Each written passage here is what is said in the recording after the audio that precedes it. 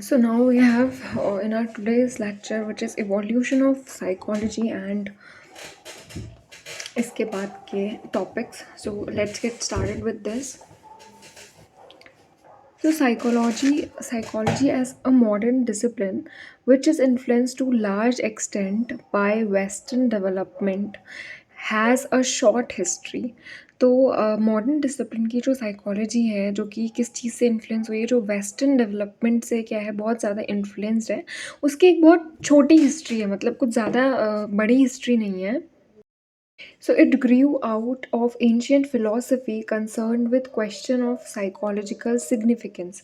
तो ये basically ancient philosophy से concerned है, उससे क्या है ये evolve हुई है और उसी से क्या है इसके जो questions है psychological significance के आए हैं.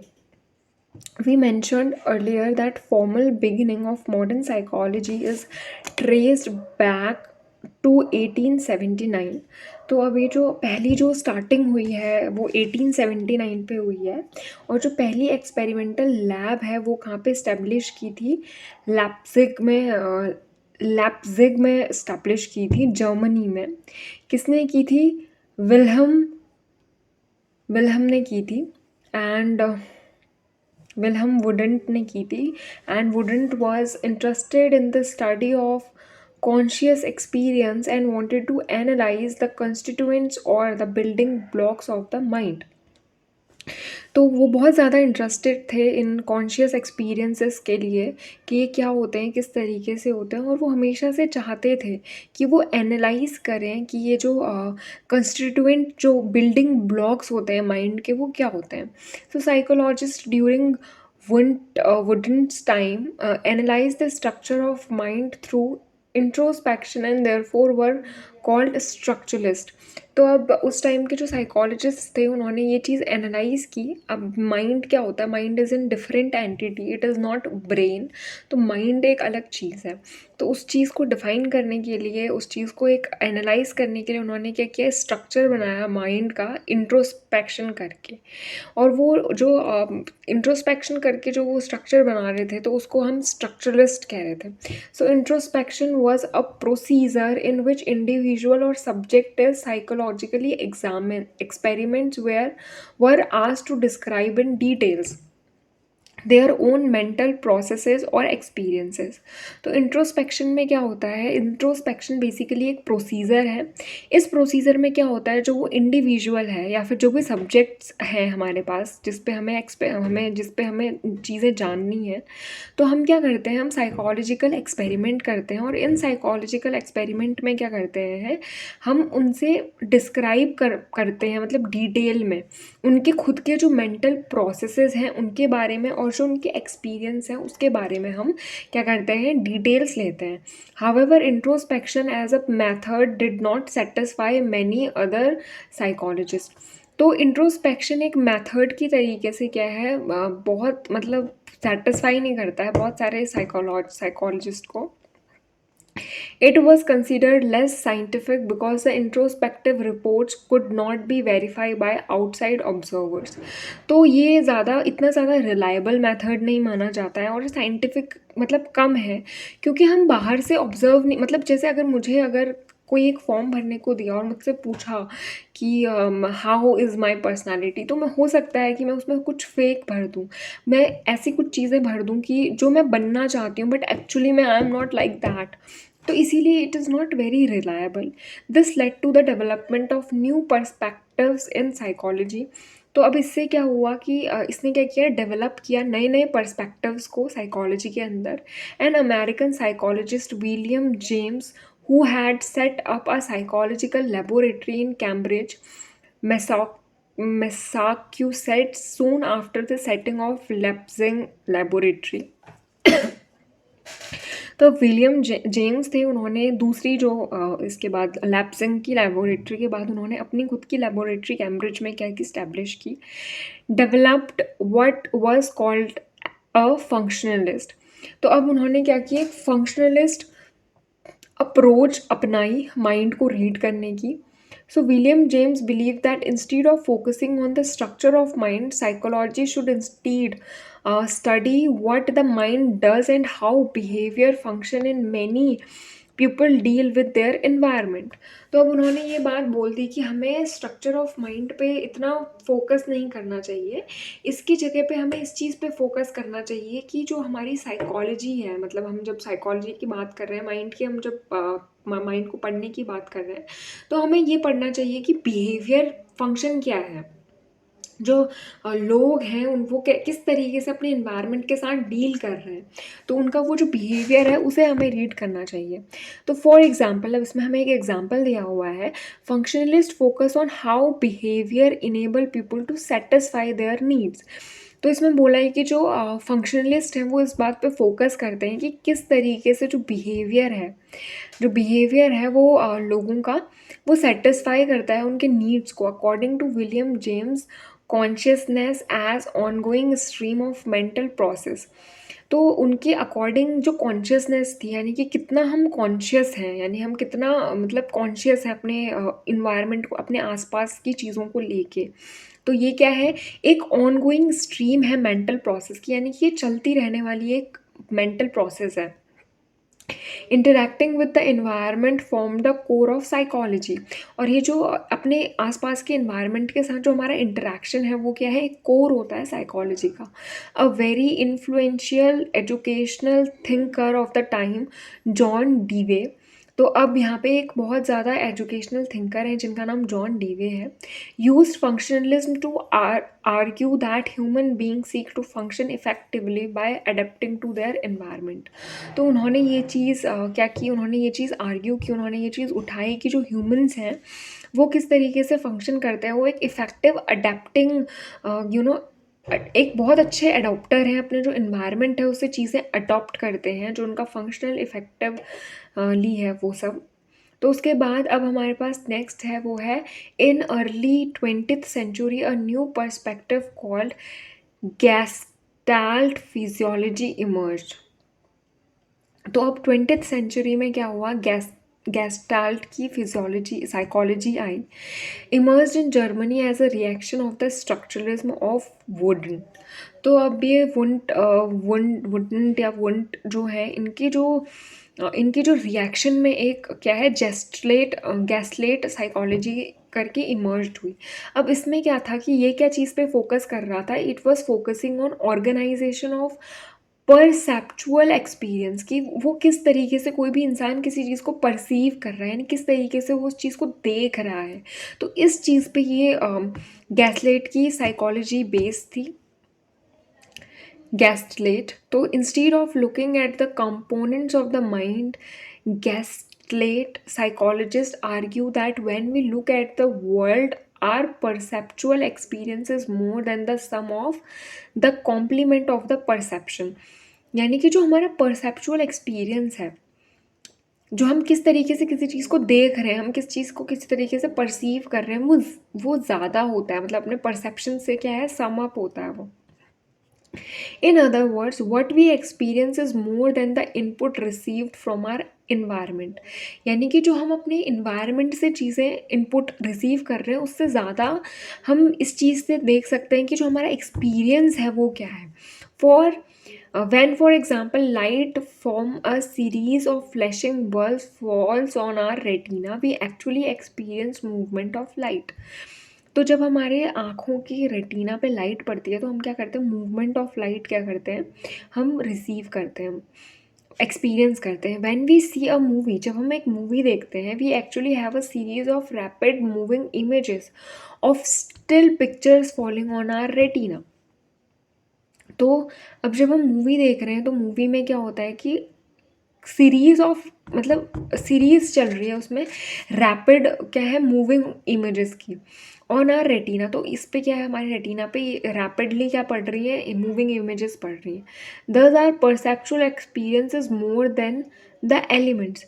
तो अभी हमारा क्या है, परसेप्चुअल एक्सपीरियंस ज़्यादा हो रहा है, यानी हम ज़्यादा चीज़ क्या कर रहे हैं, परसीव कर रहे हैं, यानी ले रहे हैं। Experience is holistic. एक्सपीरियंस क्या होता है, होलिस्टिक होता है, होल होता है, it is a गैसलेट।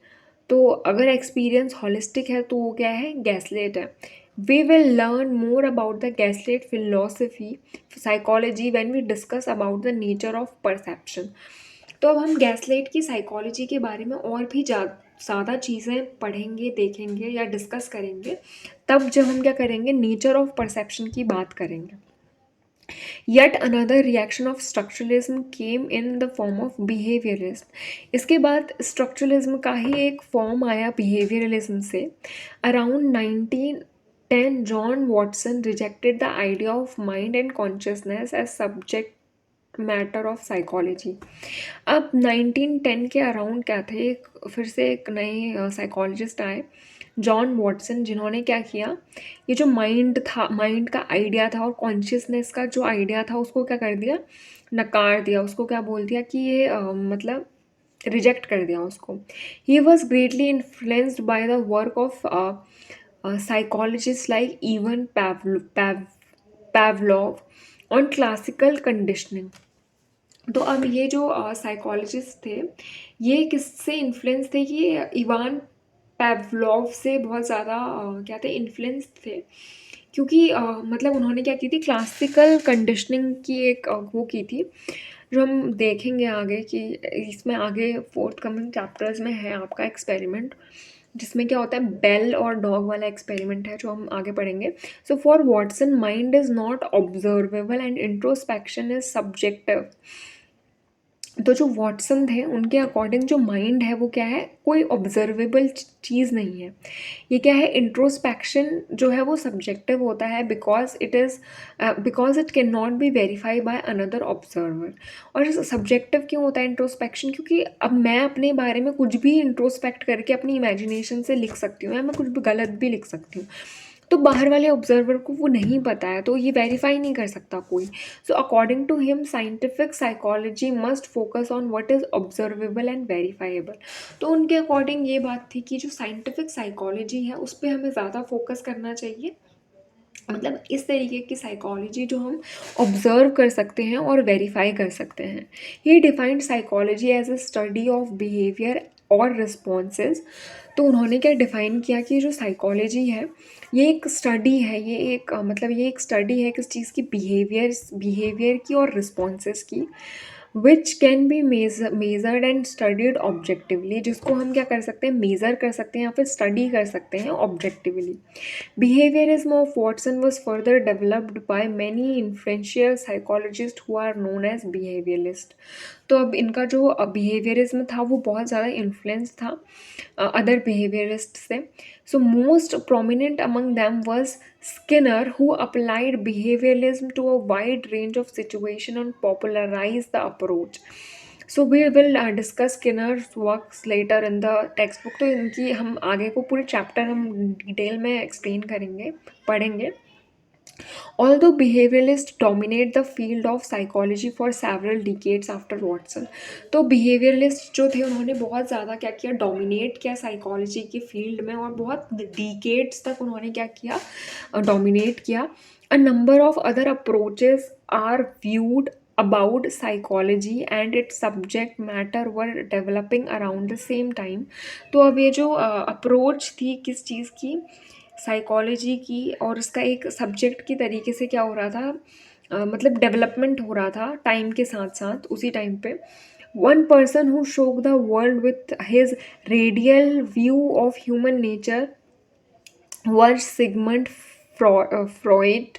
So Freud ने क्या किया, उन्होंने क्या किया कि उन्होंने ये देखा ह्यूमन का बिहेवियर क्या है, डायनामिक है, मैनिफेस्टेटिंग है, और अनकॉन्शियस डिज़ायर है और कन्फ्लिक्ट्स है। जो सिगमंड फ्रॉइड थे उन्होंने फ्रूड ने ये चीज़ देखी कि जो ह्यूमन बिहेवियर है वो एक डायनामिक मैनिफेस्टेशन है अनकॉन्शियस डिज़ायर और कन्फ्लिक्ट्स का। यानी कि वो चीज़ें, वो डिज़ायर्स या फिर वो कन्फ्लिक्ट जो हमारे अनकॉन्शियसली हमारे हम में प्रेजेंट है, वही क्या है, एक डायनामिक मैनिफेस्टेशन। डायनामिक मतलब चलते रहने वाला, यानी कि नॉट स्टेबल। जैसे स्टैटिक मतलब होता है कि रुका हुआ, बट डायनामिक मतलब होता है जो चलते रहता है। तो वही एक मतलब क्या है, मैनिफेस्टेशन है उसी का, किसका, जो अनकॉन्शियस डिज़ायर्स हैं और कन्फ्लिक्ट्स हैं उनका। So he found psychoanalysis as system to understand and cure psychological disorder.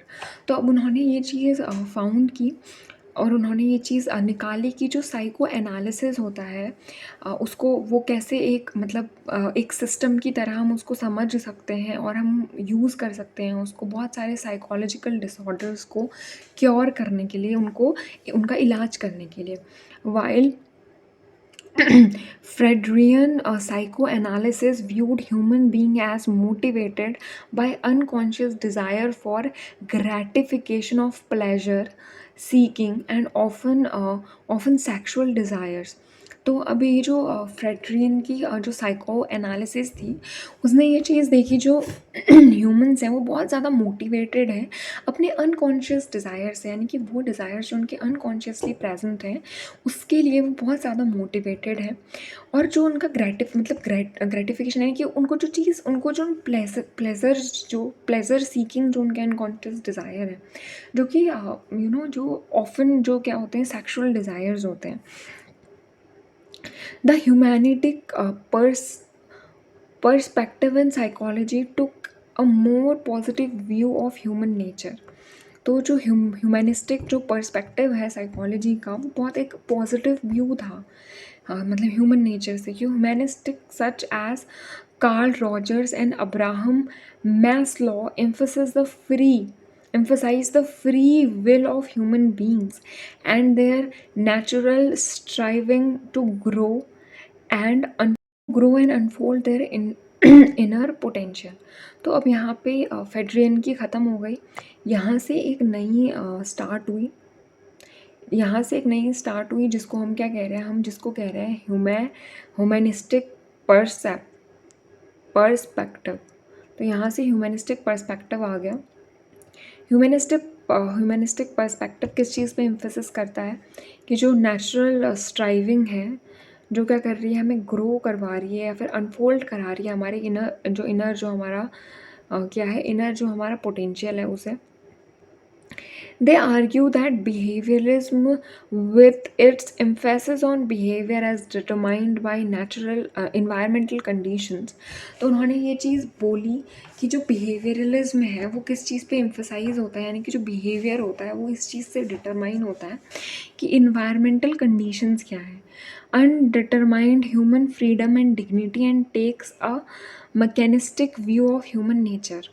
तो वो क्या करता है, वो अनडिटरमाइन, यानी कि वो डिटरमाइन नहीं करता ह्यूमन के फ्रीडम को, उसकी डिग्निटी यानी उसकी जो रिस्पेक्ट है, उसकी जो इज्जत है, and takes a mechanistic view of human nature.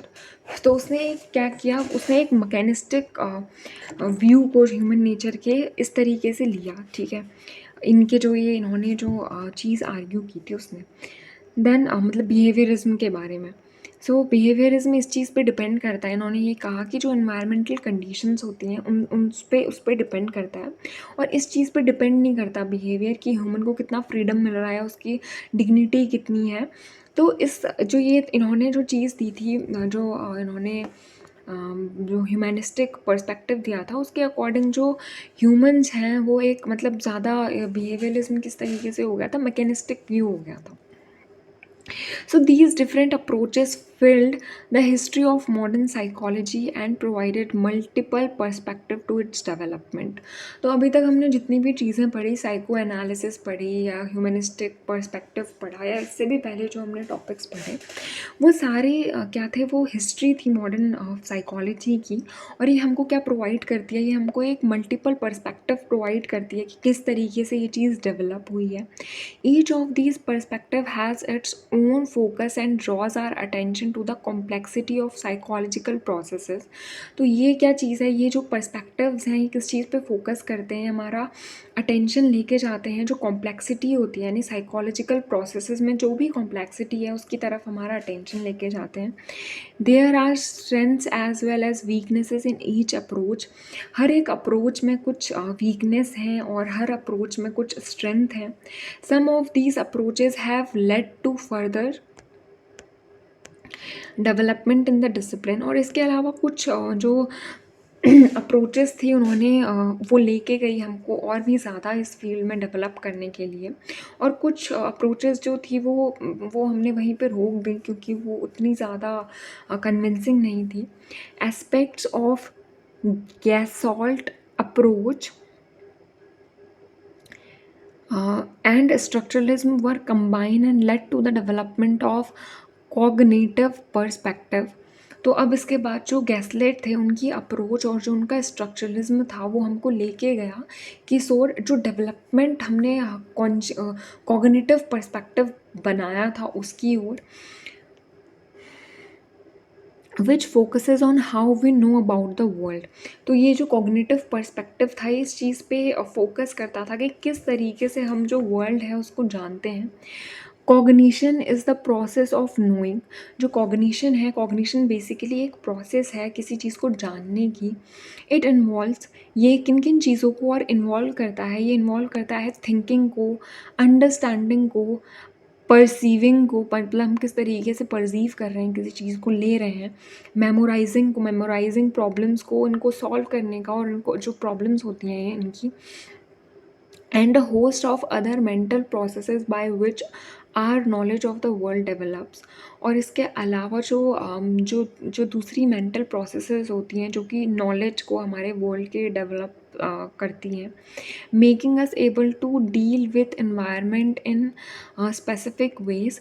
और ये क्या करती है, जो हमारा मतलब जो हमारा इन्वायरमेंट है उसके साथ हमें डील करने में मतलब हमें डील करवाने में हेल्प करती है, हमें डील करवाती है। Some cognitive psychologist view the human mind as an information processing system.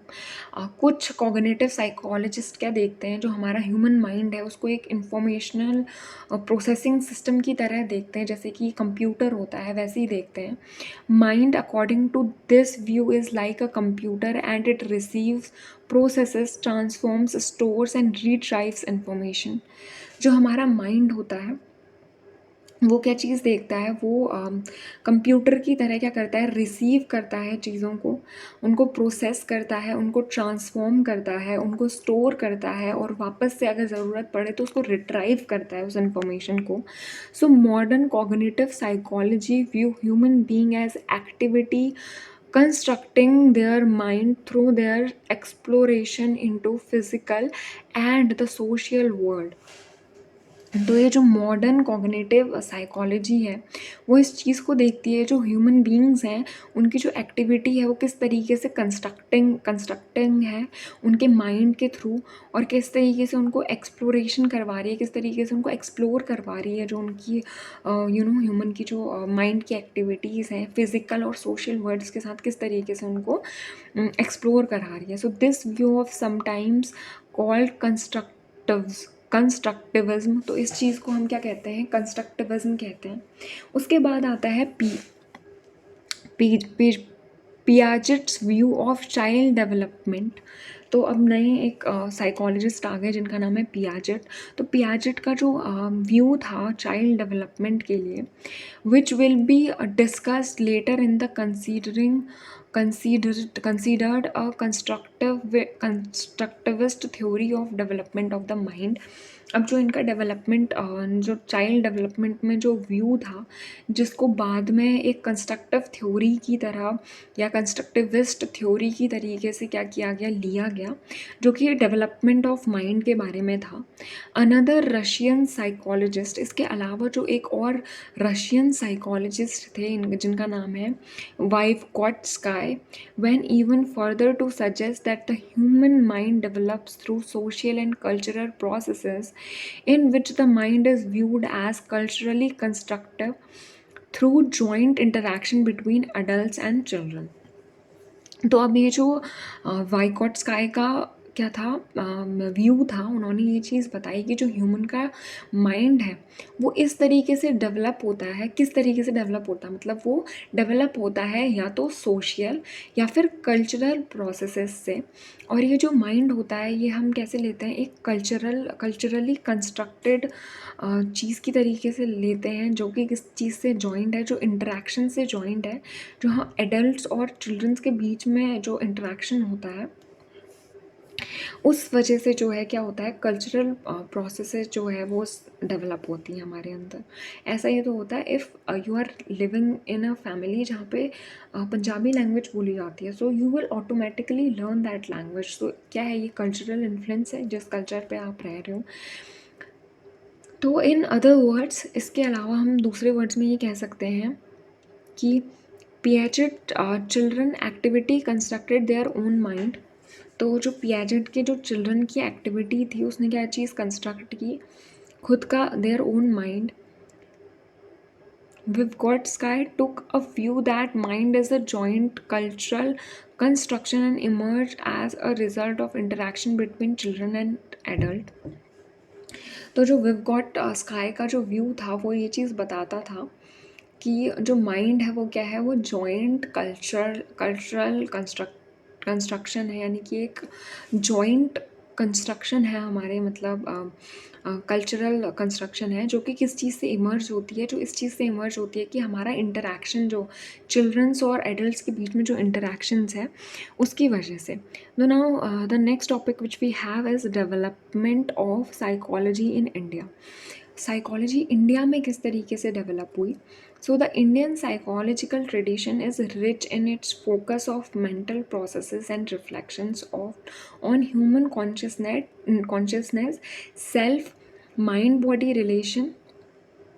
तो जो इंडियन साइकोलॉजिकल ट्रेडिशन था वो किस चीज़ पे फोकस कर रहा था, या वो किस चीज़ से रिच था, वो था मेंटल प्रोसेसेस पे, कि किस तरीके से मेंटल प्रोसेसेस हो रही हैं। और क्या था, ये क्या था, रिफ्लेक्शन था ह्यूमन की कॉन्शियसनेस का, सेल्फ का, जो माइंड और बॉडी का रिलेशन है, और जो बहुत सारे वैरायटी ऑफ मेंटल फंक्शंस होते हैं, जैसे हम कॉग्निशन कहते हैं, या परसेप्शन कहते हैं, इल्यूजन कहते हैं, अटेंशन कहते हैं, रीजनिंग कहते हैं, etcetera. So unfortunately physiological roots in Indian tradition have not influenced the development of modern psychology in India। तो एक बहुत अनफॉर्चुनेट बात है कि जो फिजियोलॉजिकल रीजनिंग है, फिजियोलॉजिकल रूट्स हैं, उसने इंडियन जो साइकोलॉजी ट्रेडिशन है उसको इन्फ्लुएंस नहीं किया, जो मॉडर्न इंडियन साइकोलॉजी है उसमें। So the development of the discipline of Indian continues to be dominant by western psychology. तो अब ये जो इंडियन साइकोलॉजी का डिसिप्लिन है ये बहुत ज़्यादा डोमिनेटेड है वेस्टर्न साइकोलॉजी से। Although some attempts have been made to find point of departure both within the country and abroad. और इसके अलावा क्या है, कुछ पॉइंट्स ऐसे हैं जो कि जो हमने देखे, जो कि मतलब अटेम्प्ट से इस चीज़ के मतलब पॉइंट करने के। These attempts have tried to establish the truth value of various assertions in Indian philosophical tradition through scientific studies। तो अब ये जो अटेम्प्ट्स थे वो किस चीज़ के थे, कि जो बहुत सारी ट्रुथ वैल्यूज़ होती हैं, जो वेरिएशंस होते हैं असर्शंस के, जो इंडियन फिजियोलॉजिकल जो ट्रेडिशन है उसको साइंटिफिक थ्योरीज के थ्रू स्टैब्लिश करने के। The modern era of Indian psychology begins in the department of philosophy at Calcutta university, where the first syllabus of experimental psychology was introduced. तो जो मॉडर्न एरा है Indian psychology का वो start कहाँ से हुआ था, वो स्टार्ट हुआ था डिपार्टमेंट ऑफ फिजियोलॉजी से हुआ कलकत्ता यूनिवर्सिटी में, जहाँ पे पहला जो सिलेबस था, पहला जो एक्सपेरिमेंटल साइकोलॉजी था वो चीज़ इंट्रोड्यूस हुआ। And the first psychology laboratory was established in 1915। और इसके अलावा जो पहली साइकोलॉजिकल लेबोरेटरी थी वो इस्टेब्लिश हुई 1915 में। Calcutta university started the first department of psychology in the year 1916 and another department of applied psychology in 1938। तो ये जो कलकत्ता यूनिवर्सिटी थी इसमें सबसे पहले क्या आया, डिपार्टमेंट ऑफ साइकोलॉजी आया 1916 में, और इसके बाद 1938 में डिपार्टमेंट ऑफ अप्लाइड साइकोलॉजी आया। The beginning of modern psychology experiment psychology at Calcutta University was greatly influenced by Indian psychologist Dr. N. Nain Gupta, तो अब ये जो बिगिनिंग थी मॉडर्न एक्सपेरिमेंटल साइकोलॉजी की यूनिवर्सिटी कहाँ, कलकत्ता यूनिवर्सिटी में, वो डॉक्टर एन स्नेह सेन गुप्त ने क्या किया था, गुप्ता ने मतलब उससे उनसे बहुत ज़्यादा इन्फ्लुएंस्ड थी, who was trained in USA in the experimental tradition of वुंडिट। तो ये जो डॉक्टर एन गुप्ता थे, इन्होंने यूएसए में ये ट्रेंड थे एक्सपेरिमेंटल ट्रेडिशन में। उसके बाद जो प्रोफेसर जी बोस हैं, वो क्या हुए, वो ट्रेन थे फेड्रियन साइको एनालिसिस से। इसके बाद जो और एरियाज़ हैं जो कि इन्फ्लुएंस हुए अर्लियर डेवलपमेंट में साइकोलॉजी के इंडिया में, उसमें जो प्रोफेसर बोस थे, उन्होंने इस्टेब्लिश किया साइको एनालिटिकल एसोसिएशन को 1922 में। इसके अलावा जो डिपार्टमेंट्स हैं साइकोलॉजी के, जो कि यूनिवर्सिटी ऑफ मैसूर में या पटना में है, जहाँ पे जो अर्ली सेंटर्स हैं टीचिंग के या रिसर्च के साइकोलॉजी के, वो आए। उसके बाद फ्रॉम दीज मॉडेस्ट बिगनिंग, ये जो मॉडेस्ट बिगनिंग थी, यहाँ से क्या हुई, मॉडर्न साइकोलॉजी ग्रो हुई as a strong discipline in India with a large number of centres of teaching, research and application. तो ये स्ट्रॉन्ग जो डिसिप्लिन था इंडिया का, जो कि लार्ज नंबर में था, जो सेंटर्स थे इसके टीचिंग के, रिसर्च के और एप्लीकेशंस के। There are two centers of excellence in psychology supported by the UGC at Utkal University, Bhubaneswar, and at University of Allahabad. About 70 university offers in psychology. तो उसके बाद अब क्या हुए, दो सेंटर्स जो थे उत्कल यूनिवर्सिटी के, भुवनेश्वर के, और जो यूनिवर्सिटी ऑफ इलाहाबाद है, वहाँ से क्या हुआ, मतलब ये सपोर्ट किया इन्होंने साइकोलॉजी को। इसके बाद जो 70 यूनिवर्सिटीज़ हैं, इन्होंने ऑफ़र किया साइकोलॉजी का कोर्स। उसके बाद Durganand Sinha in his book psychology in a third world country. तो अब ये जो दुर्गानंद सिन्हा थे, इन्होंने अपनी एक बुक लिखी जिसमें उन्होंने लिखा psychology in a third world country. तो ये जो थी एक इंडियन एक्सपीरियंस पे पब्लिश हुई 1986 में, जिसमें क्या था, ट्रेस थे कुछ हिस्ट्री के, मॉडर्न साइकोलॉजी के, एक सोशल साइंस की तरह, इंडिया में 4 phases में। According to him, first phase till independence was a phase with emphasis on experiment। तो अब इंडिपेंडेंट तक जो इन्फेसिस कर रहा था, वो कर रहा था एक्सपेरिमेंटल साइकोलॉजी में, जिसको हम साइको एनालिटिक कहते हैं या फिर साइकोलॉजिकल टेस्टिंग रिसर्च कहते हैं, जो कि क्या कर रहा है, प्राइमरीली रिफ्लेक्ट कर रहा है जो डेवलपमेंट हैं, डिसिप्लिन्स हैं वेस्टर्न कंट्रीज़ के, इस पे। उसके बाद जो दूसरा फेज़ है वो 1960 से हुआ, जहाँ पे क्या है, एक्सपेंशन जो है साइकोलॉजी का इंडिया में, और डिफरेंट जो ब्रांचेस हैं साइकोलॉजी की, उनका एक्सपेंशन। उसके बाद ये क्या है, during this phase Indian psychologist showed a desire to have an Indian identity by seeking to link Western psychology to the Indian context। तो अब यहाँ पे एक डिज़ायर दिखाई दिया कि किस तरीके से हम जो इंडियन आइडेंटिटी है उसको, हम जो वेस्टर्न साइकोलॉजी है उसको इंडियन कॉन्टेक्स्ट में हम उसको भी क्या कर सकते हैं, शो कर सकते हैं। So they did this by using western ideas to understand the Indian situation. तो अब उन्होंने क्या किया, उन्होंने वेस्टर्न आइडियाज़ को लेके इंडियन सिचुएशन में उसे यूज़ करने की कोशिश की। However, psychology in India sought to become relevant for Indian society in the post-1960s phase of problem-oriented research। तो इसके अलावा क्या था, जो साइकोलॉजी थी उसने इंडिया में ये क्या क्या चीज़ निकाली कि जो रिलेवेंट इंडियन सोसाइटी है 1960 में, जो कि प्रॉब्लम्स ओरिएंटेड रिसर्च है। इसके अलावा जो साइकोलॉजिस्ट हैं वो किस चीज़ पे ज़्यादा फोकस करने लगे, वो इस चीज़ पे फोकस करने लगे कि इंडियन सोसाइटी में क्या प्रॉब्लम्स हैं। उसके अलावा further limitations of excess dependence on western psychology. इसके बाद इस चीज़ पे ध्यान देने लगे कि हम किस तरीके से लिमिटेशंस लगा सकते हैं कि हम ज़्यादा डिपेंड ना हों वेस्टर्न साइकोलॉजी में, for our social context where were also realised. इसके अलावा हमारे जो सोशल कॉन्टेक्स्ट हैं, ये भी हम क्या करने लगे, रियलाइज़ करने लगे। लीडिंग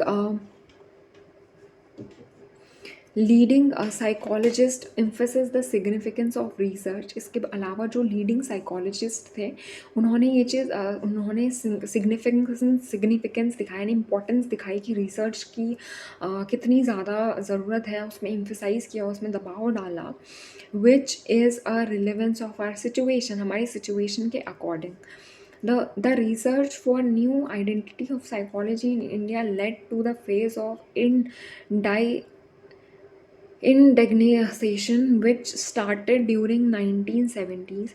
इसके अलावा जो नई आइडेंटिटी है साइकोलॉजी की वो इंडिया में क्या हुई, उसका एक फेज़ शुरू हुआ 1970s में। Besides rejecting the western framework, उसने वेस्टर्न फ्रेमवर्क को क्या किया था, रिजेक्ट कर दिया था। Indian psychologist stress the need for developing and understanding based on a framework. तो ये जो इंडियन साइकोलॉजिस्ट थे इन्होंने किस चीज़ पे स्ट्रेस किया, इन्होंने इस चीज़ पे दबाव डाला कि किस तरीके से हम जो डेवलपिंग मतलब जो अंडरस्टैंडिंग है हमारी, फ्रेमवर्क है अंडरस्टैंडिंग का इस डेवलपिंग उसका, so which was cultural and socially relevant, जो कि कल्चरली और सोशली रिलेवेंट था। These trend was also reflected in some attempts to develop psychological approaches based on traditional Indian psychology. तो ये ट्रेंड किस चीज़ पे क्या चीज़ रिफ्लेक्ट कर रहे थे, ये चीज़ रिफ्लेक्ट कर रहे थे कुछ अटेम्प्ट्स जो कि डेवलप कर रहे थे साइकोलॉजिकल अप्रोच को, जो किस चीज़ पे बेस्ड थी, ट्रेडिशनल इंडियन साइकोलॉजी पे बेस्ड थी, which came from our ancient text and scriptures, जो कि हमारे एंशियंट टेक्स्ट और स्क्रिप्चर्स पे बेस्ड थी। Thus this phase is characterised by development in indigenous psychology.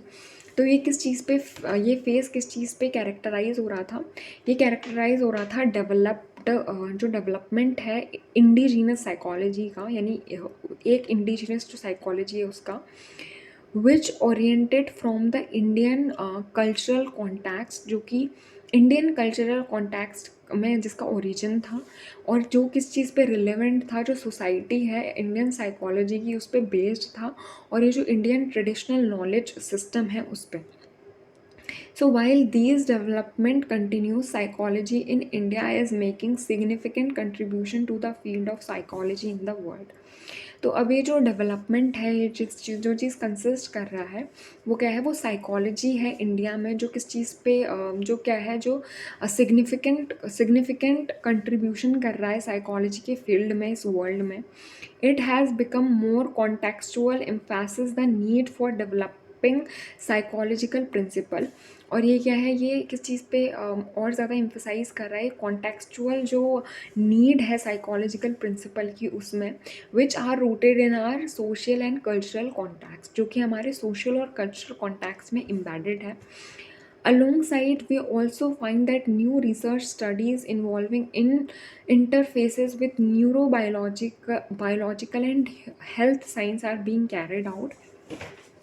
और इसके अलावा जो नई नई रिसर्चेज हैं जो किसमें, न्यूरो साइंस में और इंटरफेसेस में, जो बायोलॉजिकल न्यूरो साइंस है उसमें और हेल्थ साइंस जो है उसमें क्या कर रही हैं, इंटरफेस कर रही हैं उसका।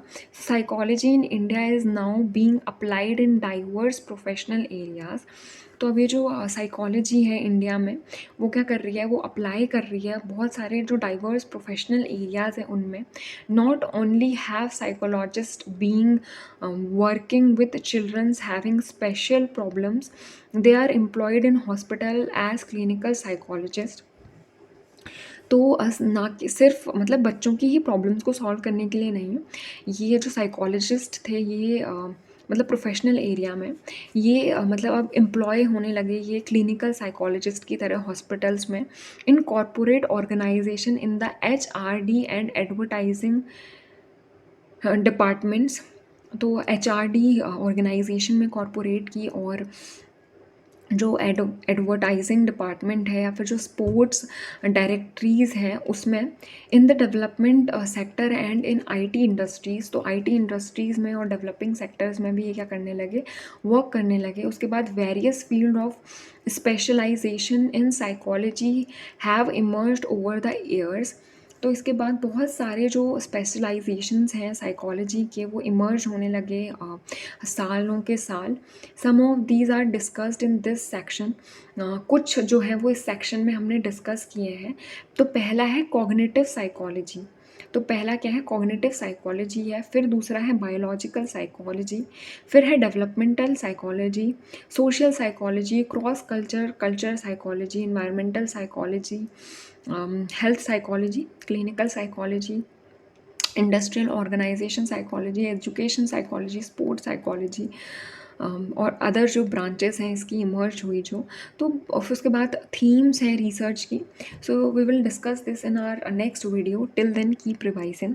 Thank you.